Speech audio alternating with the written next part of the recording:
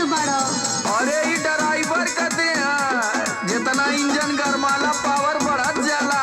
सुना सुनावा। नया नया गावा ना के नया होठा लाली होठा चाटो चाटो चाटा चाटा। नया नया गावा ना के नया होठा लाली होठा चाटो चाटो तो दुबर रइल होए ड्राइवर गाड़ी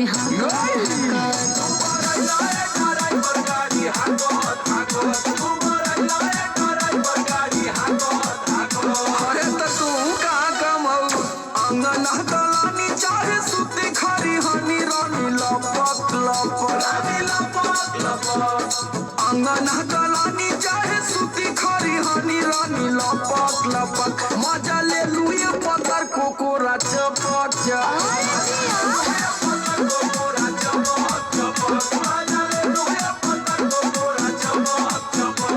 खाली हमारे गलती देलू हमरे पौला जब देखा तब लसियाई रहलू। अच्छा आज सुनावा। ई मेहरारू ऐसा लसारा है ना कि मन मार के ना जेबो ना तो ट्रक बीचे रोड पर सड़ जाई बुझला। ए ड्राइवर बोला ड्राइवर जेतने रसई बरसवा चुइए जा मानी ना मनवा ओही में मुइए जा भांग नहीं का रे का लगता जेतने रसई बरसवा चुइए जान मानी ना मनवा ओही में मुइए जान।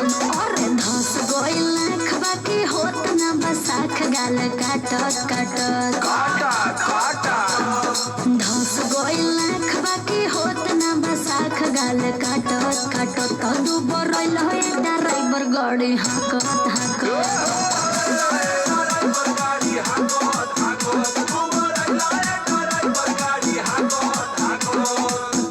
का करी तू इतना सुघर लागेली न।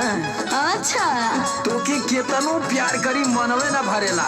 अच्छा अच्छा ढेर मत फुसलावा। सही कहती पगली तोरे जवानी के कसम।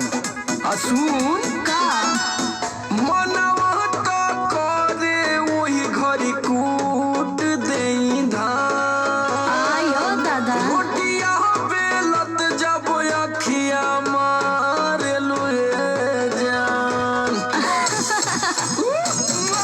मनवा तो करे वही घरी कूट देई धान सही का हो रोटिया बेलत जब अखिया मारे लुए जान ना चुप रहो। समरया लोक नियन चाहे तू खेला खेला छपा छपा खूब बोलेला समरया लोक नियन चाहे तू खेला छपा छपा मजा ले लुए जियो। कोरा छपा छपा